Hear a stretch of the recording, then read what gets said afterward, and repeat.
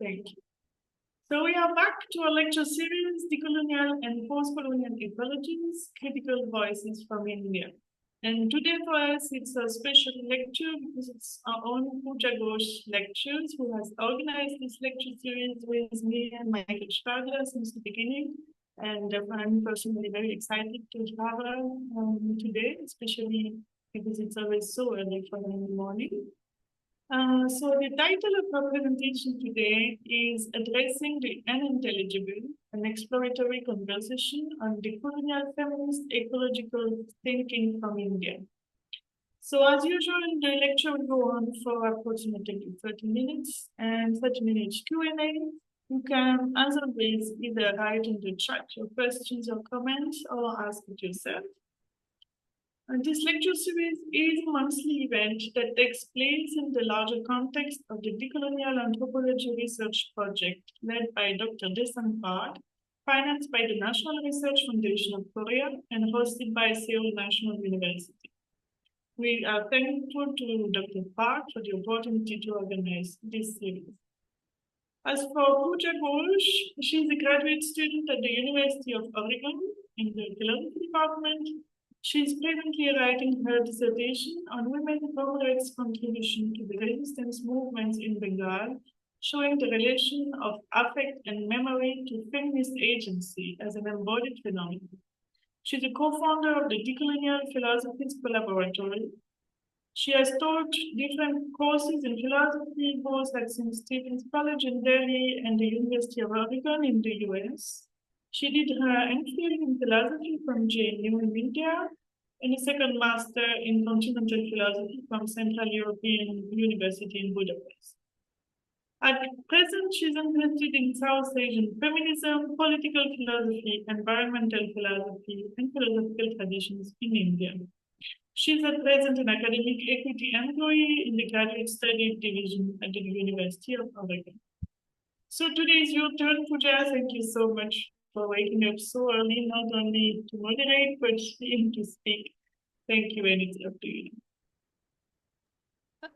Thank you, both Elise Dasing and Michael Stadler, organizers of this talk series. They've been friends back from the day of JNU. So it's really a pleasure, 10 years down the line to share this platform with friends and comrades together. So I'm really looking forward. More than a talk, I think I'm taking this space as an opportunity to sort of like discuss my ideas. I also speak Hindi and Bengali, so please feel free to stop me at any point and express or ask any questions in those languages as well. So I'll maybe go into the presentation right away. Since we are slotted for like 30 minutes, I will share my screen.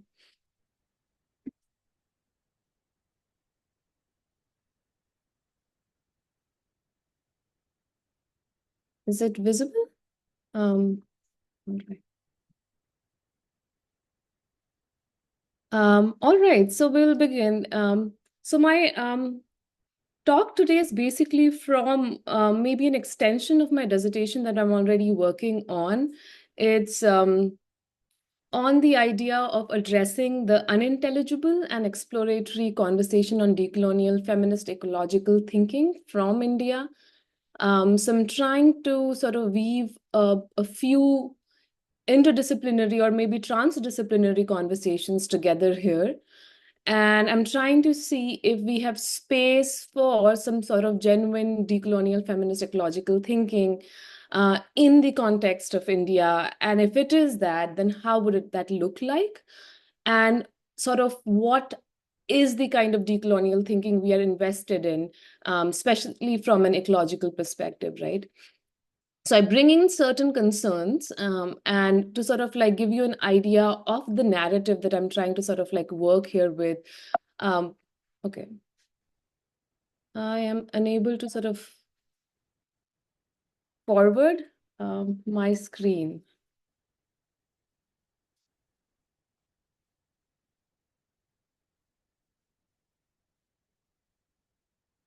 Maybe I'll have to stop sharing. I'm unable to forward my slides.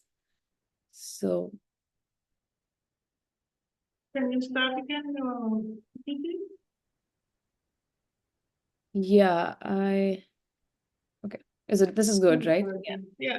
Go ahead. So sorry for the disruption. So basically, what I'm trying to do here is sort of look into certain disciplines, and one of them is the notion of gender and development. And I specifically look in feminist development studies as a background for our question, kind of thinking today, specifically thinking about how perhaps gender and development, and I put it in double quotes just to sort of like look at the conceptions of gender and development as it has taken place in the Indian feminist development studies.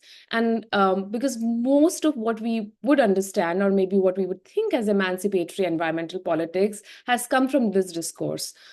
So my idea would be, my questions are, how are we talking about gender in those contexts of gender and development, and how do we understand the third world, so to say, across its various social positionalities in these discourses? Is there something we are lacking in these discourses in feminist development studies? And primarily, how has the intellectual history of feminist development studies developed, and what sort of ecological, decolonial, of course, decolonial ecological thinking are we doing in that context? So that's the background of the talk for today. Um, in my talk, I would argue that there are certain lack in this model of feminist development studies. What those are, I will be there, just elaborating on that in a few seconds. But one of them is about the decolonial and postcolonial interventions. So my questions are primarily that how would gender or conceptions of gender look in these ecological meanderings if we were to sort of think beyond the enlightenment-centered approaches of progress? So how would notions of self or gender look like beyond the framework of Eurocentric traditions that we have, and which I would like to argue have also influenced feminist development studies? So what would be an independent sort of thinking around these questions look like? And what is happening when we do not engage in those independent questions? So what happens when we do not engage in post-colonial interventions of questions of gender and ecology? And I would like to argue that there is a sort of erasure that is happening of the lived realities of the women in the post-colonial context. That's a larger argument that I'm advancing towards by entertaining these questions, right? What are those erasures? What is the violence of that erasure? Is something maybe we can talk about, in the Q&A, and also maybe towards as I gravitate more towards these concerns in the lecture.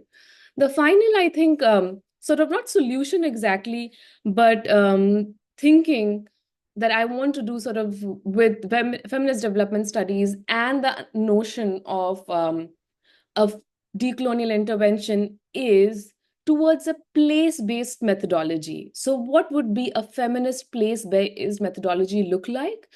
I want to advance the solution, or maybe the creative thinking in critical phenomenological approach, a tradition that I'm trained to think through, given my background in philosophy. But I'm also curious to hear if you have other ways of thinking about this.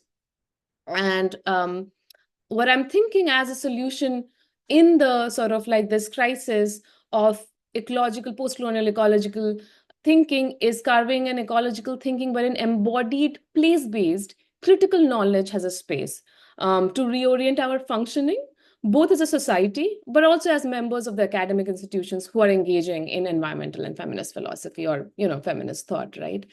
So that's primarily the boundary of my conversation today.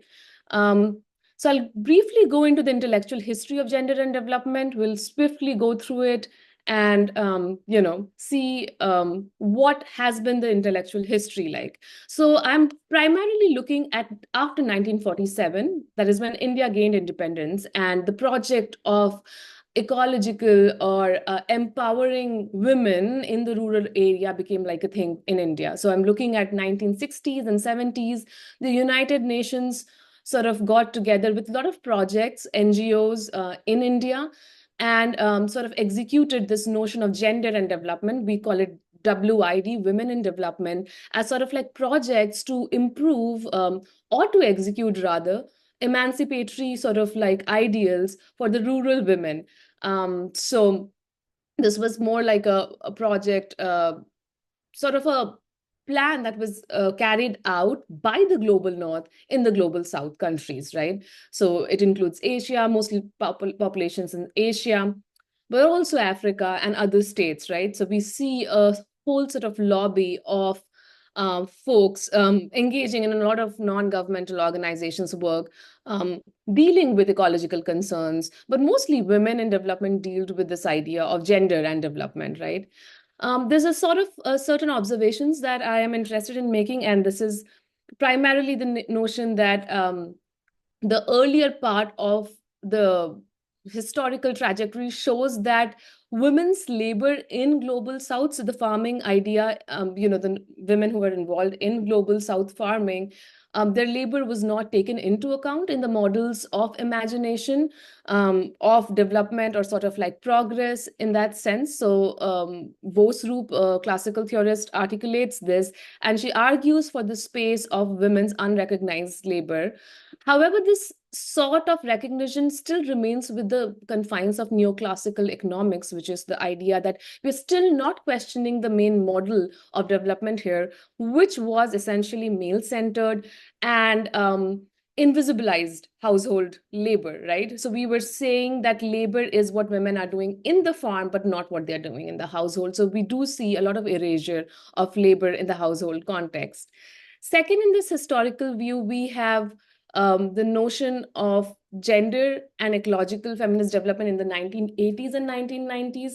We still see the neoclassical economic understanding of production, labor, profit, all of that, which reframed understandings of empowerment or what we meant by empowerment of women, but we were still looking at models in the West, or the West as a modality for feminist and ecological liberation. So all our models of progress executed by these communities were sort of like in the pipeline of ideas emerging in context of what was happening in America or parts of Europe, mostly Germany in this case.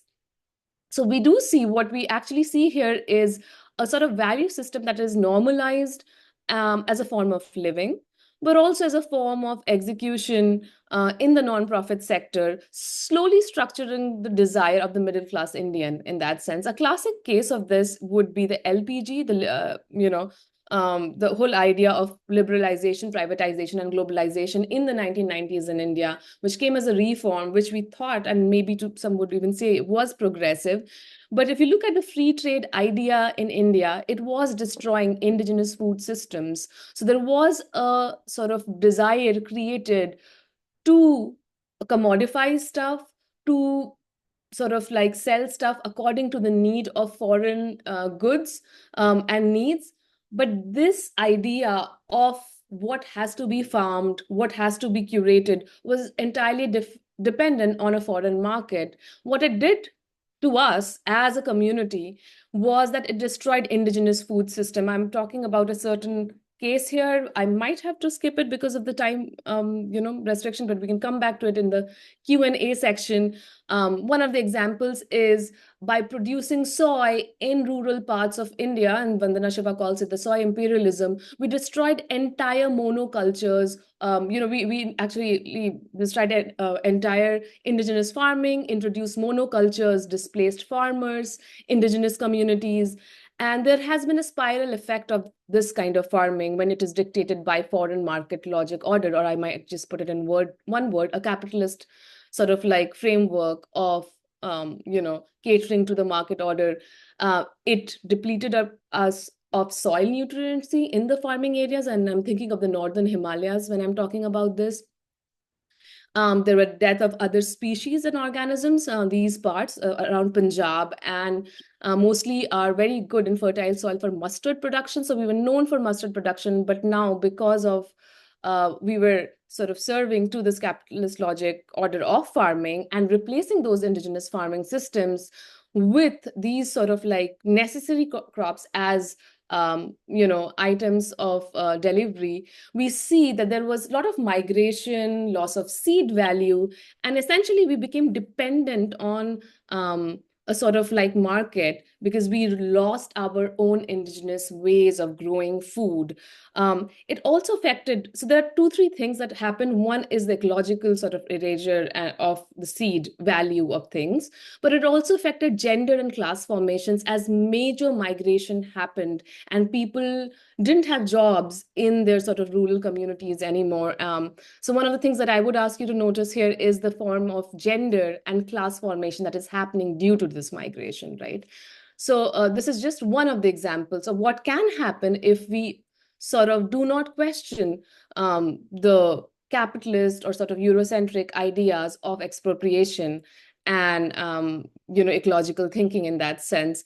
There's also a beautiful quote by Chakravarti in this article about migration and what happens when we see development as capitalism, which is just the idea that the migration of people shapes our interspecies relationships. So growing up, we have, at least many of us have lived in very close proximity with what I would call, or in a certain sense, with the animal world. So this is just not a migration of people, but also how it shapes our understandings and our interrelationship with other species around us, including, of course, gender formations, as I have already noted. So what we do see, sorry, I don't know how that slide went a little up and down.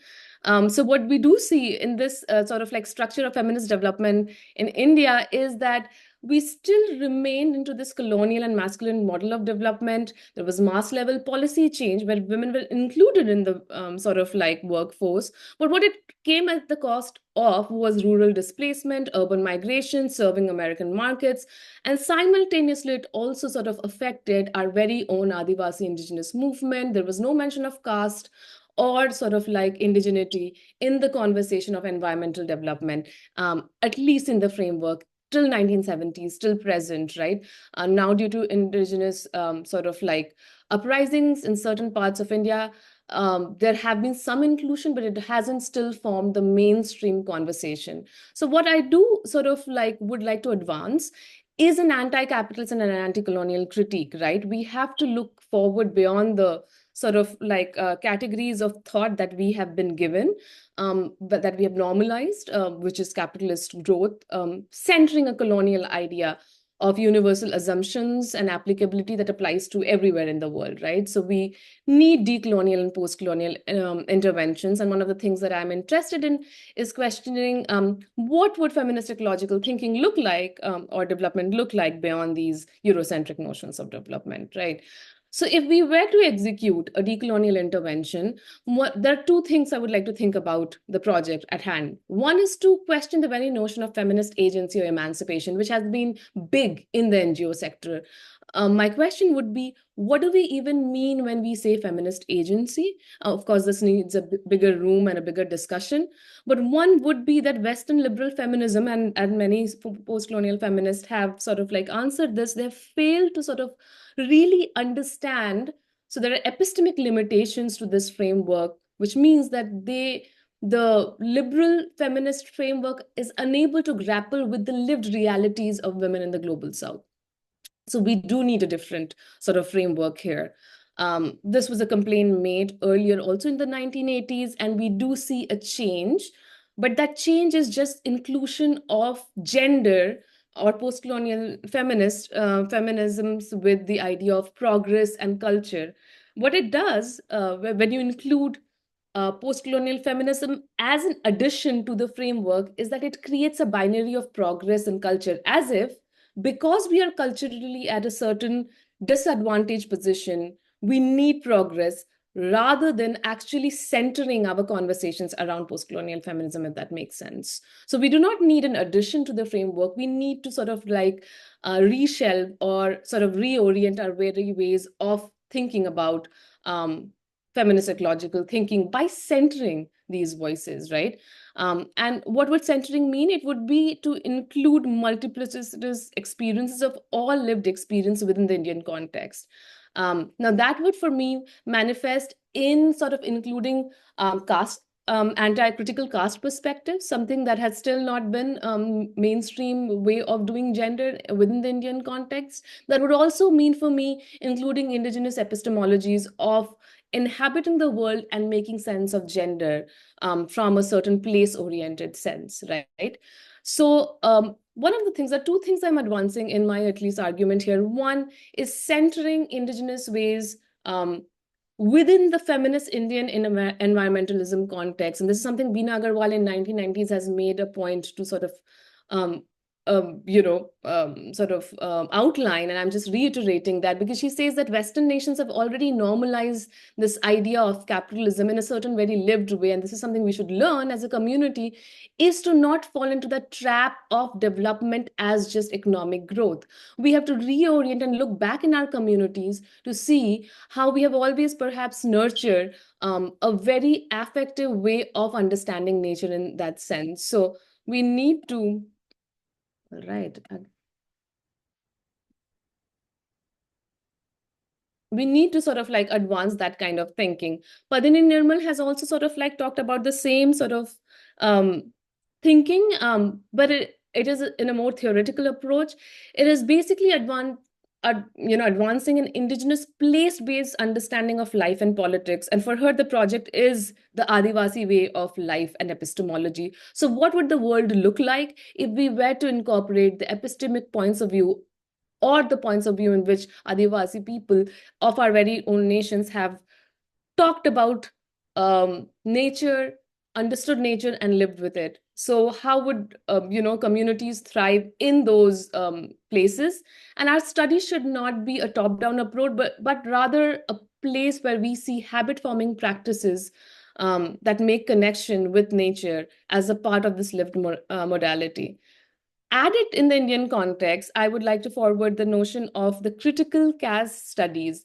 It's a new upcoming branch, but what it does, it reveals how cultural, religious, political, and economic mechanisms of caste power have shaped our relationship with nature. So instead of seeing nature as an abstract context in the context of India, we need to also have structural sort of studies done primarily on which groups get affected most by environmental concerns, and perhaps do a more structural and systematic study of how nature or environment is nothing but perhaps related to the way in which caste operates in certain ways, right? Who's the one who's getting the most polluted water in a certain context? And this is shaped perhaps with economic mechanisms and how caste power has operated in India historically, but also socially right now. So again, one of the main concerns of the whole notion of, just to paraphrase the decolonial option, is that we might need other tools to think about what is at our disposition rather than following the tools which we have been given to think and live, and make sense of the notions of spatiality, of the notions of environment, or also of the notions of gender, right? In the Indian perspective, there are ample examples of the Chipko movement, of the Go Back Vedanta movement, where women from the indigenous population have always resisted capitalist forces in India. We are one community which we have shown thriving examples, whether it's of Walmart, not allowing Walmart to enter India. We have thriving examples of how indigenous organization has resisted these kind of, or rather I would say lived this kind of decolonial thinking. It just hasn't made its way into maybe I would call what I would call a knowledge production, or maybe a theoretical understanding of things, right? And so we need to sort of like center them. So what would a decolonial feminist ecological thinking, since I'm running short of time, I'll just go quickly here. Feminist ecological thinking look like in the perspective of India? For me, it means actually centering around the lived practices of conceptual categories of indigeneity, caste, and gender and environment, rather than pre-given analytical categories of thought, which means that I should not first already be identifying what the issues are in the ecological setup, but rather guide these categories to tell me or reveal what the issues are at hand. And also, this would mean, which is the last point here, making space for embodied knowledge. So rather than theory dictating what our systems of knowledge is, I would sort of argue for an embodied knowledge perspective wherein through generational sort of like knowledge, whether it's oral traditions, whether it's what we call in in our houses, ghar ke nuskhe, they are actually embodied knowledge systems which have always been embedded and coming from a certain sort of wisdom, and to make place for those embodied knowledge systems. So how do we bring our bodies to the text is, I think, the move I'm trying to make here, with proposing and feminist ecological thinking. In my sort of like last approach or solution, I'll just take 5-10 minutes here. My appeal or my way sort of to solve this thing is by a critical phenomenological approach. But for me, the label is not important. Maybe some of you are already engaging in a critical phenomenological approach. And but because I'm limited to this framework, I will sort of like see the trajectory of that framework. So I'm not interested here in phenomenology as a discipline, but rather in critical phenomenology. There's a difference between that. I will not have the time to go in depth about that, but there is sort of enough debates on that. And one of the sort of like move that I'm making here is in choosing critical phenomenology rather than phenomenology primarily because of its Eurocentrism. There are critiques, and I have a paper also published on this, just on the origins of Eurocentrism that phenomenology suffers from. So what I do find productive, I'm taking that as a framework, which is critical phenomenology, because it allows for lived experiences from the postcolonial side to be the primary sort of center to articulate our experiences, right? The two facets of critical phenomenology is accounting for the local and particular, right? So a place-based theorization of practices and embodied voice and of articulation. So how do our bodies speak, feel in the vernacular, and how would it be to comprehend beyond the genealogy of language and thought is something that critical phenomenology, as not a method, because method perhaps is not the right word here, as a way of thinking, allows us to sort of think through. It also asks us, sort of gives us the ability to distance ourselves from authoritarianism and fundamentalism and ethnocentrism, which are two perhaps the problems of just focusing on the particular. So while critical phenomenology allows us to focus on the local and the particular, it also allows us to give space and critical thinking to be away from the fundamentalist ideas that might emerge because of the particular setting. And why is that? Let me also expand on that. It is because critical phenomenology always works with the understanding of universal. As much as we make sense of our particular lived realities or lived experiences, it always works in account or accounts for rather the structural issues that are at place, right? So how would capitalism, or perhaps one question is how we are all implicated in a system of capitalism. So there is sort of this understanding of accounting for the universal, which actually helps us in this case because it would not then let us be succumbed by just the particular or local, but also sort of work as a critical insight into the possibilities of the universal. However, when we think of universal, we must guard against a sort of Western universalism, which is always occupied. Chakravarti talks about this, Dipesh Chakravarti, about the assumption that in order for the global South or the people in the global South to be intelligible, and that's the title of my talk, we have to function, our bodies have to function in a Western framework to even for us to be intelligible or visible. So the issue is not an alternative system of knowledge and thought, which is European sort of like Enlightenment-centered philosophy here, but the fact that how do the indigenous non-Western thinkers make themselves intelligible without being at mercy with Western conceptualization in language and thought? So how can we make ourselves or any expressions that operates outside the Western conceptualization intelligible, visible to the non-West or to the West in that sense? So we have to be engaging in a universal, but it should be a critical universalism so that we don't again get swept into a very Eurocentric way of behaving and thinking through our issues. So I think critical phenomenology allows for both of those things. And one of the moves to move away from phenomenology is because, at least I would like to argue, that classical phenomenology itself is very provincialism because of its sort of emphasis on transcendental approach, its approach sort of like emphasis on the I. So what critical phenomenology allows us is a space for the embodied, but also for the other. Critical phenomenology is a new branch of studies that has in sort of like come up with a sort of many ongoing debates which are still there, and you might want to check this up. What I'm interested in the features of this way is that it reveals oppressive structures at play and is geared towards the life affirming politics of the oppressed, right? So however or wherever it it operates, it sort of like is geared towards the structural politics at play, which means sort of accounting for the concrete subjects situated within the social world, which means making space for embodied perception, um, and as a way to sort of ground our politics, right? So what is your embodied perception? How does your body feel and respond to is also a form of knowledge in itself, is what at least a critical phenomenologist would argue in this case. So how does that look like in the post-colonial context? I think what it allows us to do is that it allows us to account for complex lived experiences across India, whether you are of a different religion, caste, tribe. So it makes a space for us to articulate, to bring our bodies or think through the skin, if I can put it in that way.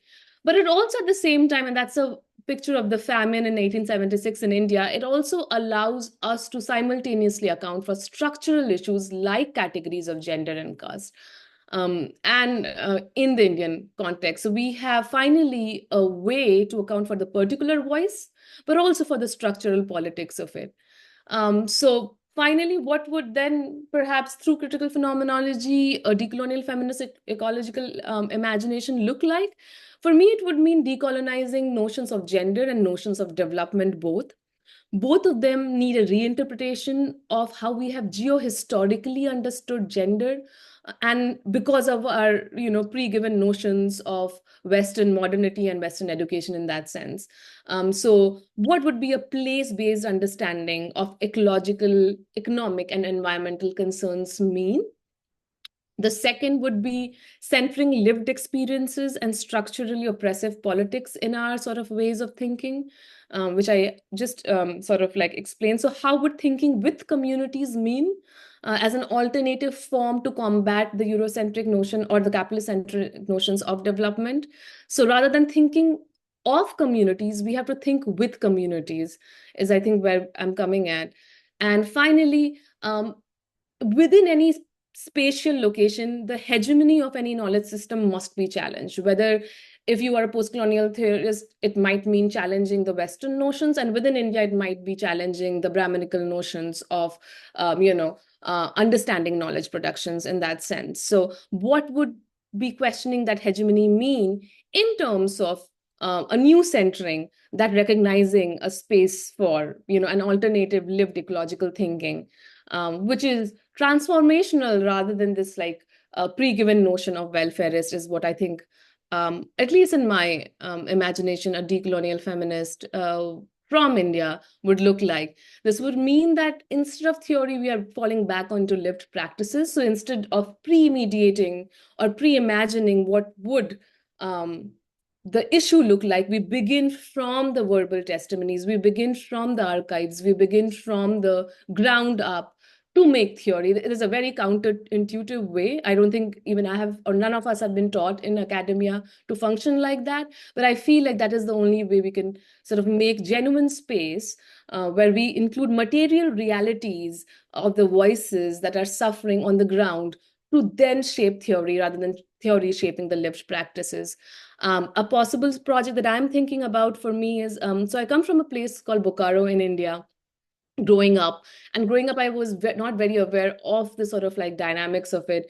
For me, it would mean, if I were to revisit that place and do a critical phenomenological project, would be to engage with the indigenous women in that area, and what maybe through their oral narratives, poetry, stories, to shape my understanding of spatiality, identity, and environment, rather than reading up on theoretical apparatuses that are already given to me, which might be influenced by the hegemonic force of knowledge production in that place and space. So that's just an example to show how I might be using, critical phenomenology for a project.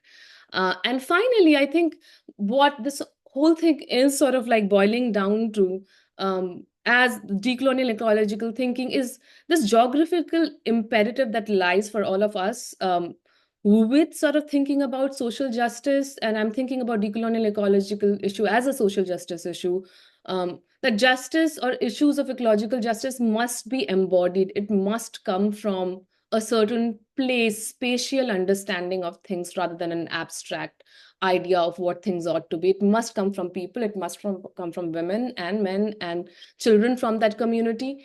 And it must be embodied. It must be an articulation of their experiences so that, such a thinking makes sense. And lastly, extension of that sort of idea is that to sort of like make theory through those experiences rather than theory telling us what to do with our experiences.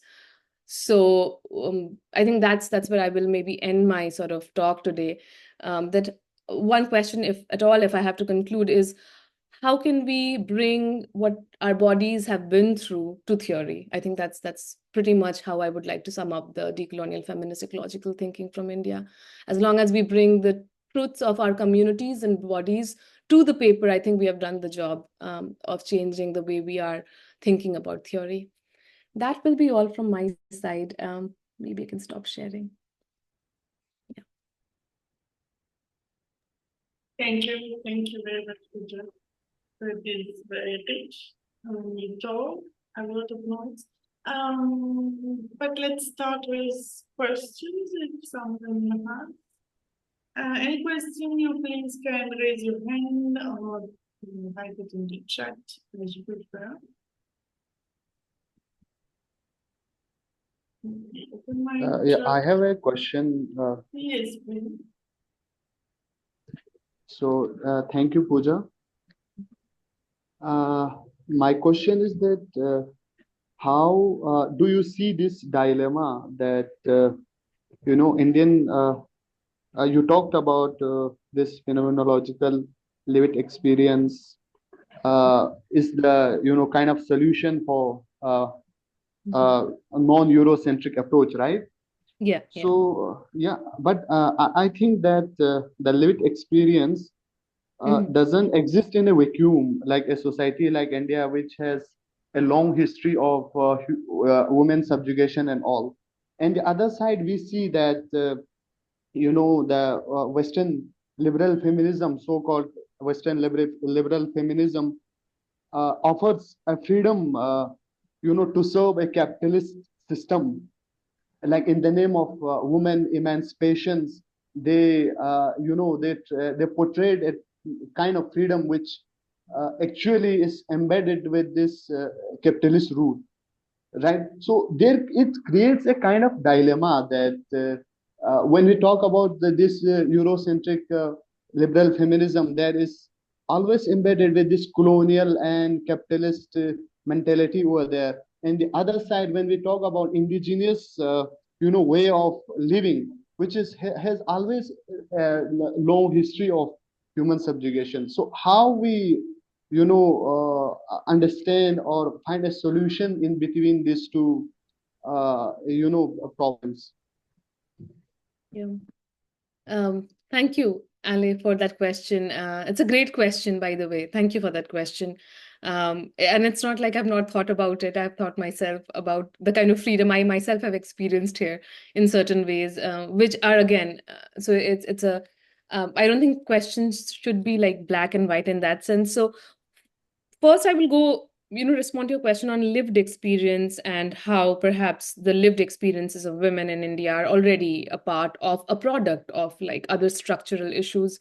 So I think that's why I'm not relying on phenomenology per se, because if I rely just on phenomenology, it would be just my particular lived experiences, and that can vary, right, across class, caste, even within India.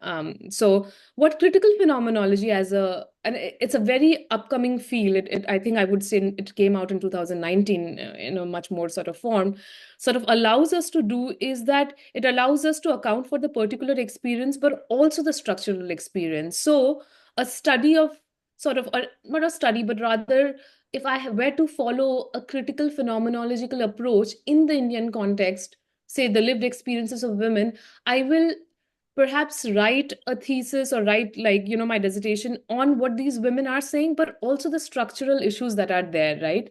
And I think that kind of a sort of writing where there is a room to account for the particular voice, but also look at how perhaps the structural categories that are there have shaped a certain notion of womanhood would sort of like, give a much more critical perspective rather than just being like particular. Because, like, if you look at particular, वो किसी के साथ भी हो सकता है, वो आपका जो एहसास है वो सिर्फ मायने नहीं रखता है इस सिस्टम के अकॉर्डिंग कैसे we are thinking about certain forms of living. I think critical phenomenology allows for both of those. So that's a methodological question. I answered just the my difference with not accounting for with just phenomenology, but rather critical phenomenology. To the second question about capitalism and the amount of freedom that sort of capitalism allows in some way, I would say yes, because there has been sort of like a lot of like people from the queer community in India, because we still haven't come out with a law of decriminalization, or marriage is still not allowed in the LGBTQ community within India. Many people just simply fly down to the West to have a much more liberal form of thinking. So yes, it is tied to a system that allows certain forms of freedom, definitely. But the way forward perhaps would be like, is that the only economic system we want to have? Or how would sort of freedom look like with a different economic system in place? So my question would be that, or my way of thinking would be like, do we just have these binaries, which is like a capitalist system and an anti-capitalist system, or can we have something in between where people perhaps are not privy or not like complicit in a capitalist structure, but also can imagine their freedom? I'm not sure if if that answers your question, but succumbing to capitalist sort of framework as the only solution, I think I would be sort of like reluctant to do that myself, even after knowing that it does sort of maybe guarantee at a certain point of time freedom for certain people. I think it comes at the cost of not giving freedom to other people, right? I mean, what is happening in the world today, I think, with sort of like a lot of geopolitical tension, is primarily that freedom is coming at the cost of keeping certain population very safe at the cost of others. So I would not sort of succumb to, I don't know, capitalism so easily, if that answers your question, both ways. Yeah, or at least try resisting by thinking about alternative imaginaries. Yeah. Mhm. Thank you, Puja. Any other questions?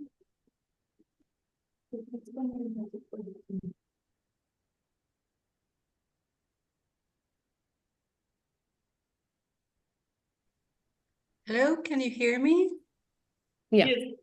Hi, my name is Anna Aklan, and I had the honor of knowing Puja from the Central European University, where I was TAing a class in which she was a student, and we also had some other encounters outside of class as well.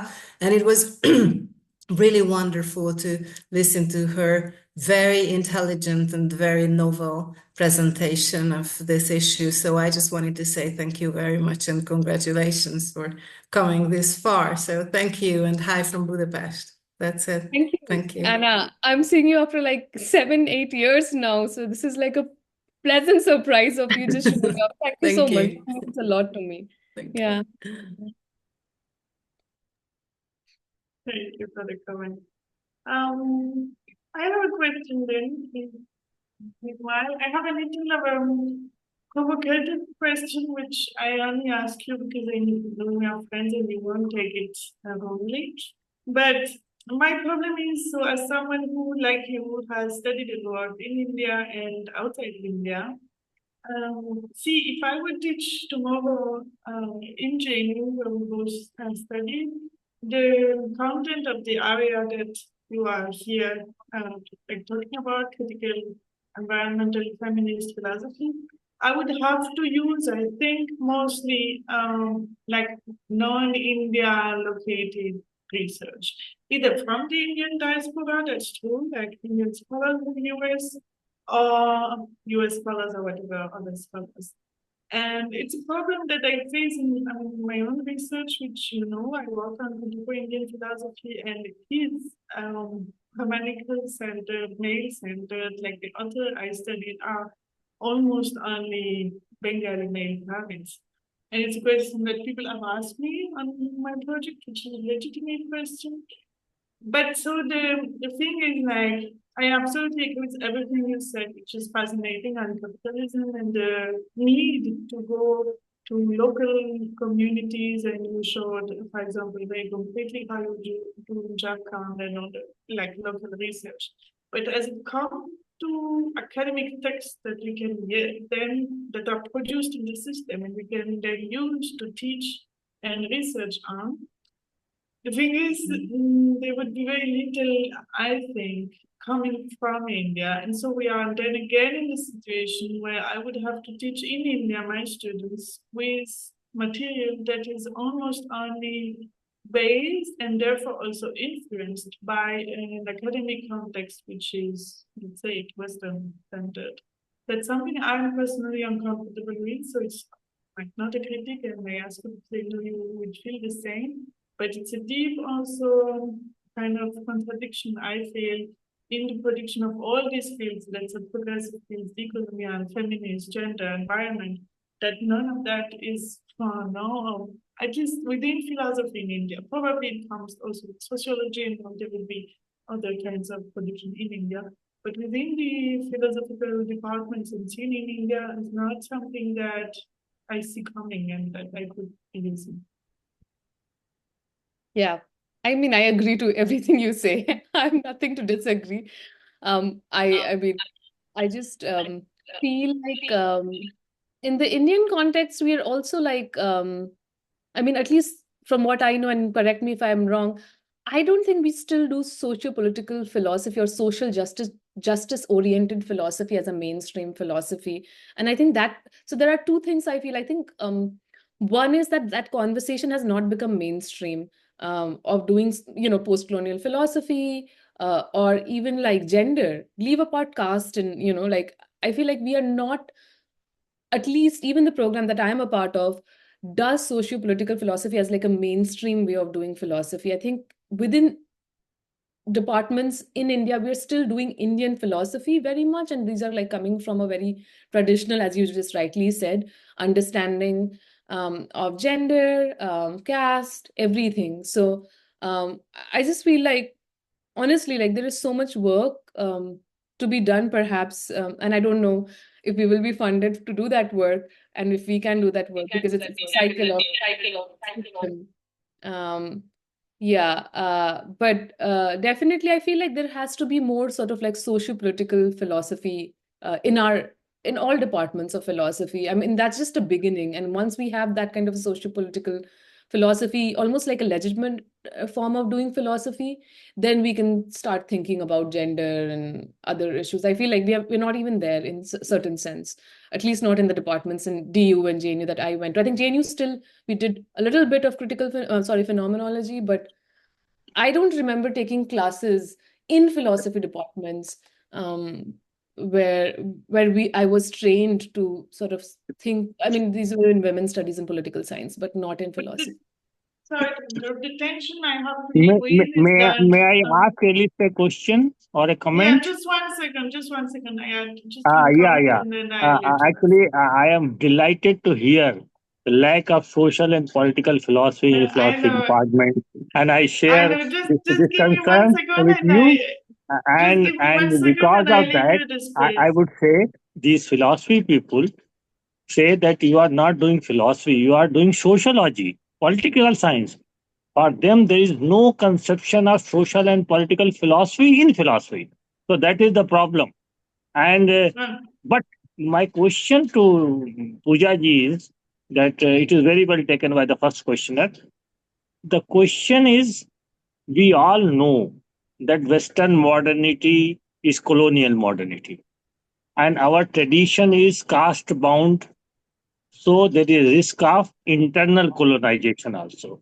Now, is there any study or is there any conceptual framework developed by the sociologists, political scientists? We are all talking about decolonization these days, but where is the real work which can throw some light on this sort of things? We had many social political movements in the 19th century, and now still only we have Ambedkar and Gandhi. And who else can guide us? I would like Pulaji to enlighten us about some of the theoretical works which are willing to solve the dilemma of internal and external decolonization, colonization. Thank you. okay.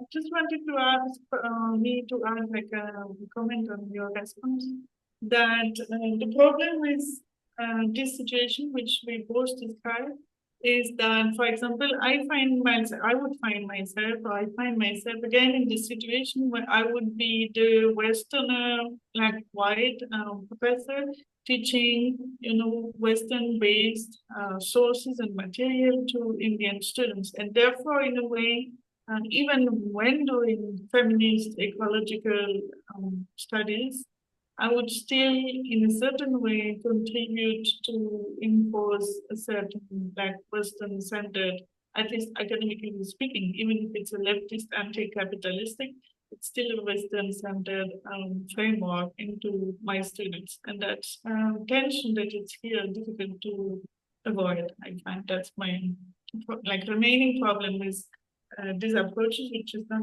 your fault, obviously, but the general field of studies. Yeah.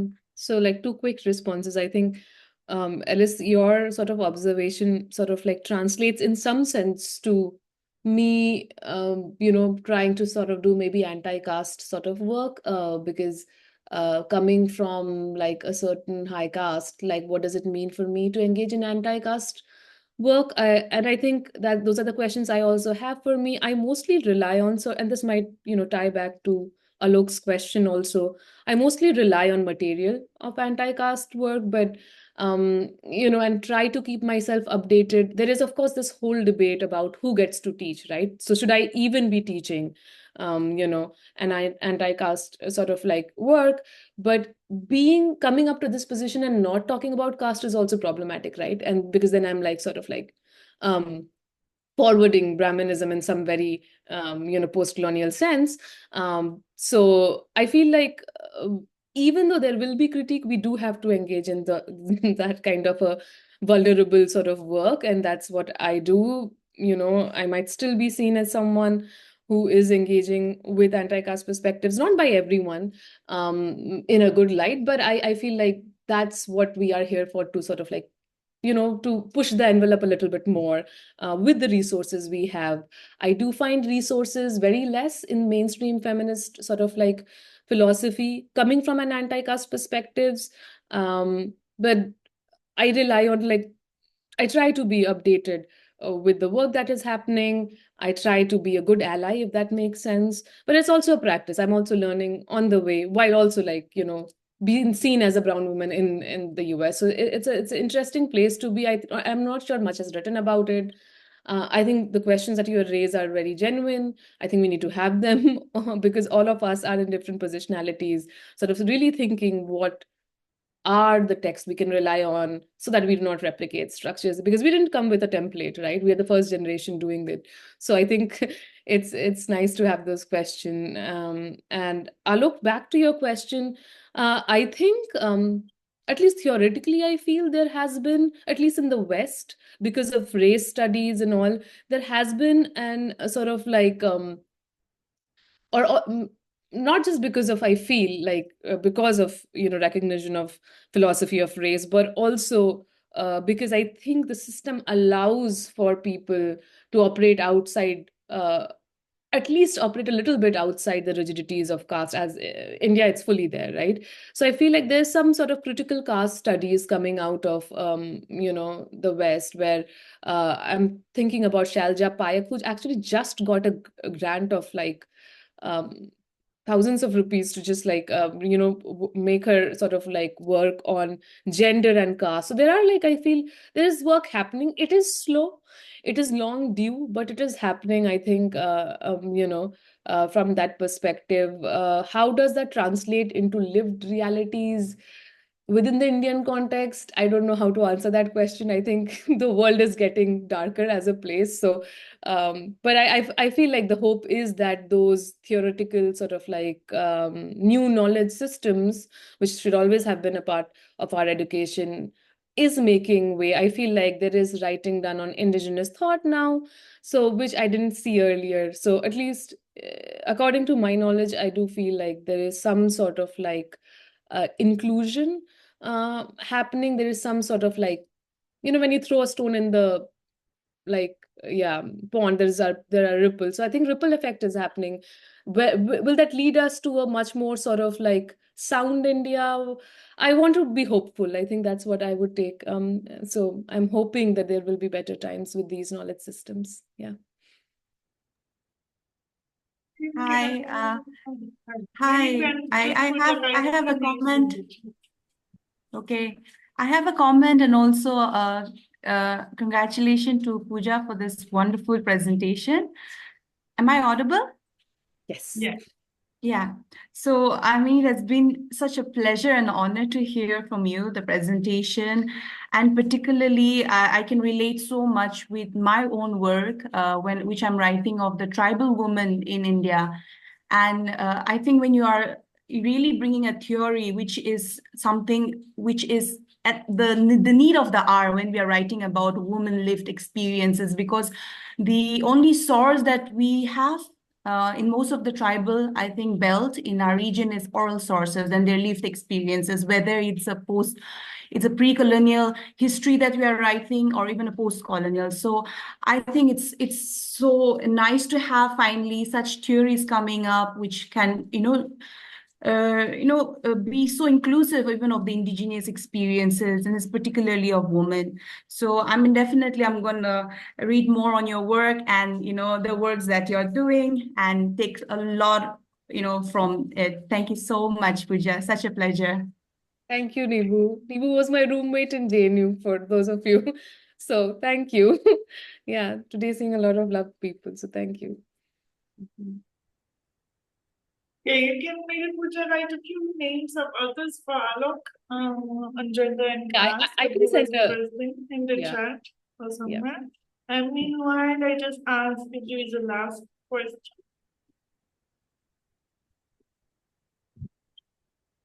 Okay, I think we are done. So maybe Puja can just write a few names before we close the session. And yes, meanwhile, I can thank you all for coming and for staying until the end of the session.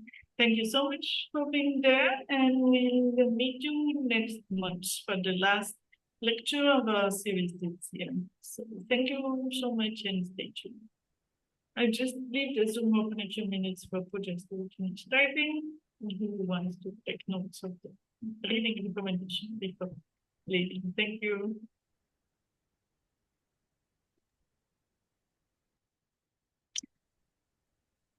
Thank you. Thank you very much.